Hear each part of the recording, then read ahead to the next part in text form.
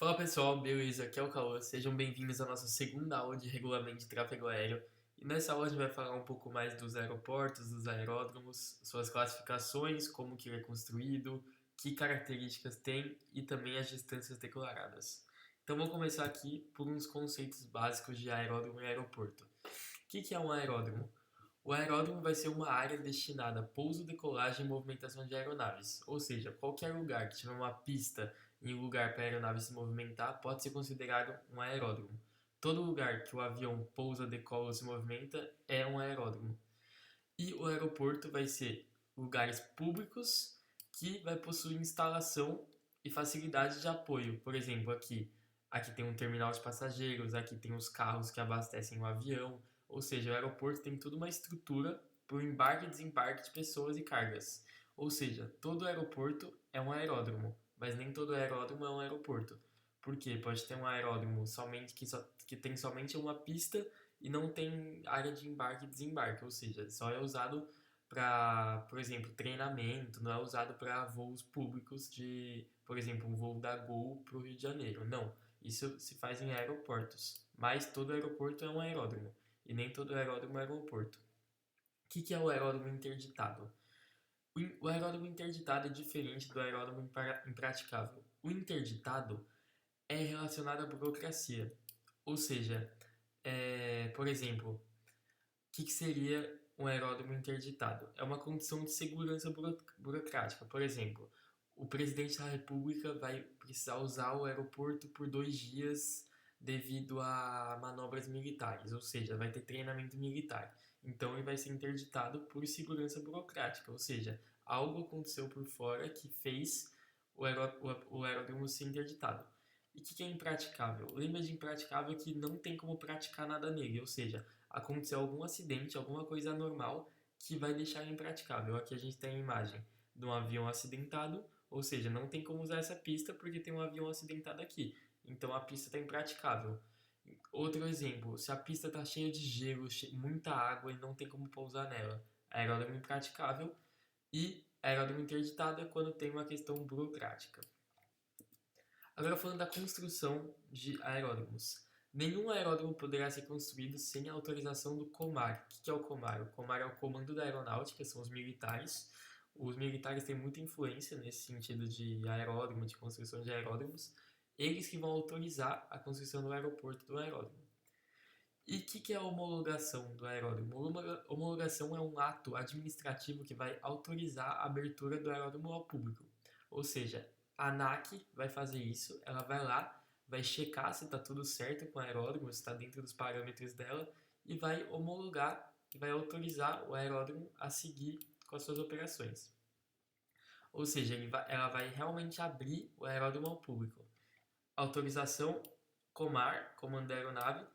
Construção. Quem vai construir o aeroporto vai ser a Infraero, que a gente viu, que é uma empresa relacionada à presidência, que vai construir os aeroportos. A maioria dos aeroportos é construída pela Infraero.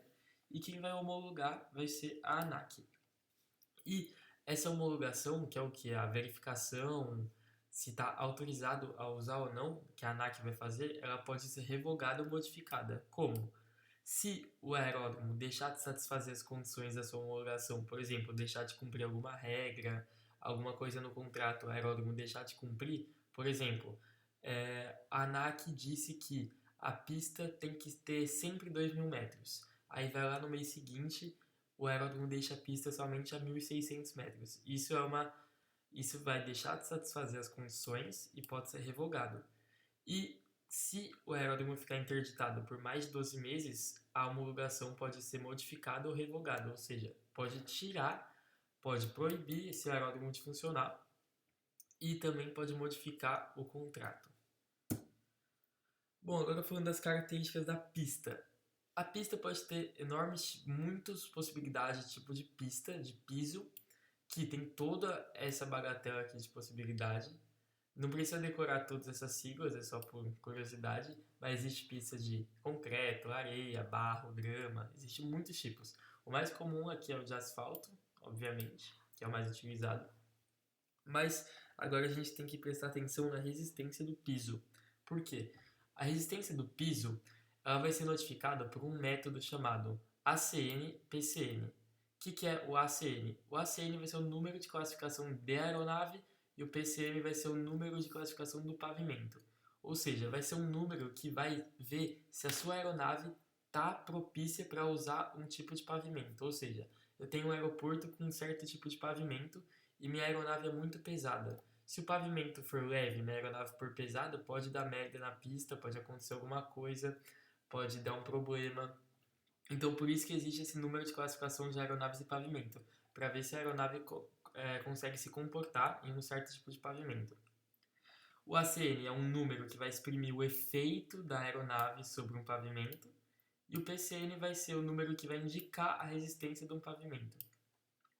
Bom, o PCN, que vai ser notificado, ele vai indicar que a aeronave com ACN igual ou inferior ao PCN podem operar sem restrição. Ou seja, se eu ver que meu ACN é igual ou inferior ao meu PCN, posso movimentar minha aeronave sem nenhum problema. Mas se meu ACN for maior que meu PCN, ou seja, minha aeronave tiver mais, por exemplo, mais peso, pressão do pneu ser maior do que o PCN, pode dar algum problema. O método ACN-PCN vai prever as notificações dessas informações. Esse método vai o quê? Vai classificar o pavimento, vai dar o tipo de pavimento, a resistência do subleito, que é o solo, vai dar a pressão máxima admissível dos pneus e também um método de avaliação. A gente vai ver na próxima página. Bom, primeira coisa que aparece na notificação. Isso é um exemplo de notificação. E aonde você vai achar essa notificação? No Rotaer. O Rotaer é um manual de rotas aéreas que vai conter informações de aeródromos. O Rotaer você vai achar dentro do site da AIS Web. Se vocês quiserem acessar, é um site muito interessante que tem todas as informações aeronáuticas. Chama AIS Web. Você vai achar o Rotaer lá. E no Rotaer você vai entrar em qualquer aeródromo e vai ter essa notificação aqui de PCN. Bom, o que significa a letra R? Significa que o pavimento é rígido, e a letra F, pavimento flexível. Resistência de subleito. A, alta, B, média, C, baixa, D, ultra baixa. Ou seja, quanto mais resistência, melhor, né? Pressão dos pneus. W vai significar alta pressão, ou seja, não tem limite de pressão. Qualquer pressão que você tiver no seu pneu vai resistir. X, média, Y, baixa e Z, muito baixa.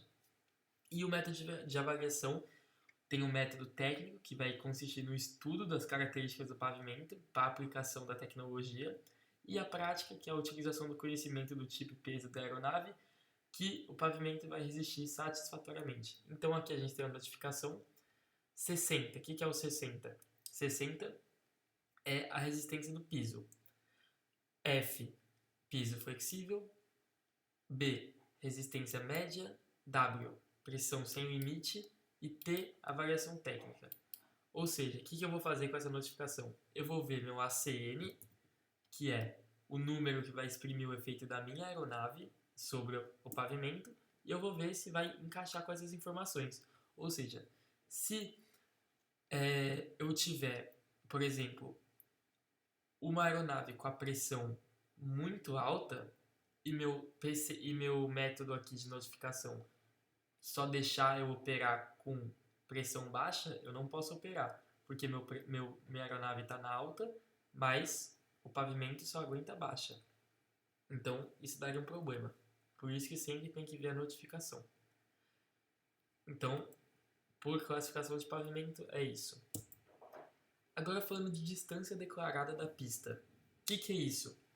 A pista vai ter distâncias, e é importante que a gente saiba essas distâncias para calcular quanto a gente vai usar de pista na decolagem, quanto vai usar no pouso.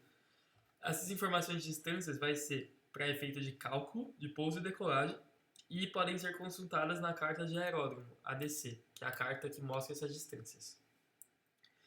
Antes de a gente entender o que significa cada distância, a gente tem que entender o que significa stopway, clearway e a cabeceira deslocada, que é isso aqui. Bom, o que é stopway? A stopway vai ser uma área retangular representada por linhas amarelas localizadas logo após o final da pista. Aqui está no começo porque a pista sempre tem dois lados de decolagem. Eu posso decolar por aqui ou pelo outro final da pista. Ou seja, se minha aeronave vier de cá, esse é o final da pista. Ou seja, a stopway é por linhas amarelas e usadas exclusivamente para emergência. Ou seja, eu não posso usar isso aqui. É proibido pouso, táxi ou decolagem. Eu não posso ficar nela sem ser em caso de emergência. Se eu estiver decolando por aqui e minha aeronave der uma pane de motor e eu precisar desacelerar, aí sim eu posso usar essa área para desacelerar. Ou seja, uma proteção a mais caso dê alguma emergência. O que é a Clearway? Clearway é uma área livre de obstáculos situada além da cabeceira da pista de decolagem. O que é a cabeceira da pista? Cabeceira da pista é o início da pista. Então, aqui vai iniciar a nossa pista. A stopway não caracteriza o início da pista. Clearway vai ser uma área livre de obstáculos. Finge que aqui é o final da nossa pista. Clearway vai ser isso aqui. Vai ser uma área que não vai ter nenhum obstáculo, nenhum prédio, nenhum fio de alta tensão, não vai ter nada. É uma área livre de obstáculos, como a gente vê nessa imagem. Tá vendo que a Clearway não tem nada? É uma área livre para, caso der alguma emergência, eu não bater em nada. Ou seja, aqui acabou minha pista. Depois da stopway não tem mais pista. Aqui, se a minha aeronave perder o motor depois daqui, ela não vai bater em nada. Mas aqui pode ter um prédio, porque acabou a Clearway. Clear é limpo, então aqui é uma área limpa. Depois a Clearway não é mais uma área limpa, então eu posso bater aqui. O que é a cabeceira deslocada? Cabeceira deslocada é quando o início da pista utilizável para pouso não coincide com o início físico da pista. O que é isso? O que é o início da pista utilizável para pouso? Aqui eu só posso pousar depois dessa área aqui. Por quê? Eu só posso pousar para cá. Por quê? Porque isso aqui é uma cabeceira deslocada. O que é a cabeceira deslocada? A cabeceira deslocada vai existir por causa de razões de segurança. Por exemplo, se eu construir um prédio aqui, por exemplo, foi construído um prédio atrás da pista. E antigamente a aeronave pousava tranquilamente aqui, mas como tem um prédio novo, a aeronave não vai poder pousar dessa rampa. Ele vai ter que atravessar o prédio para pousar aqui. Ou seja, a cabeceira deslocada vai ser um atraso da pista normal. Ou seja, antigamente a pista começava aqui, mas foi construído um prédio e não tem como mais o avião vir para cá, senão ele vai bater no prédio. Então, a cabeceira da pista, que a cabeceira é o início, cabeceira é o início da pista. A cabeceira foi deslocada por razões de segurança. Ela passou de cá para cá, ou seja, a cabeceira mudou de lugar. Por isso que ela foi deslocada por medidas de segurança. Porque agora existe um prédio aqui e agora não é mais possível fazer esse pouso, somente esse pouso, sendo permitida somente a decolagem e o táxi. Então eu posso decolar daqui, mas não posso pousar. Se eu pousar vai dar problema. Então pode taxiar e decolar, mas não pode pousar. Agora a gente, com esses conceitos em mente, a gente consegue entender as distâncias declaradas. Bom, vamos começar com a primeira distância, que vai ser a nossa menor, a LDA. Vamos começar daqui de baixo. LDA. O que é LDA? Distância disponível para pouso. Landing Distance Available é a sigla. É o comprimento da pista disponível para a corrida no solo de uma aeronave que pousa. Ou seja, vai ser a distância somente para o pouso. Lembra, aqui é cabeceira deslocada. Eu posso pousar na cabeceira deslocada? Não posso. Por isso que a LDA começa daqui e termina aqui. Por que não vai até a stopway? Porque a stopway em caso de emergência. O lugar certo para pousar é nesse aqui, somente na pista. Sem stopway, sem clearway e sem cabeceira deslocada. Próxima, o que é a tora? A tora vai ser pista disponível para corrida de decolagem. A gente viu pouso, agora é para decolagem. Lembra que pode decolar da cabeceira deslocada. Então eu vou ter tudo isso para decolar até aqui. Lembra que stopway não pode ser usado para decolar, somente em emergência. O que é a SDA? Distância disponível para aceleração e parada. Parada pode ser detectada uma emergência. Por isso que na SDA chega até no stopway. É o comprimento da tora. A tora é o lugar de decolagem. Take-off, run available, a corrida de decolagem, mais stopway. Lembra que A SDA é a tora mais a Stopway, porque é a área disponível para aceleração e parada. E o que é a toda? Toda, pensa que é tudo, toda a pista. A distância disponível para corrida de decolagem e para parar. É o comprimento da tora somado ao comprimento da zona livre de obstáculos, clearway existente, ou seja, a pista inteira, desde a cabeceira deslocada até o final da clearway. Espero que tenham ficado claro esse conceito. Vamos só dar uma repassada. Lembra, LDA, distância somente para pouso, não inclui cabeceira, que não pode pousar na cabeceira deslocada, e não pode na stopway, porque a stopway é emergência. Tora, decolagem, pode decolar na cabeceira deslocada, mas não pode chegar na stopway. A SDA, área disponível de aceleração e parada. Parada pode significar uma emergência, então pode usar a stopway. E a toda é pista inteira, desde a cabeceira deslocada até a clearway. Espero que tenha ficado claro. Essa foi nossa aula. Na próxima aula a gente vai falar de numeração da pista, que é um assunto bem delicado. Espero que vocês tenham gostado dessa aula e valeu!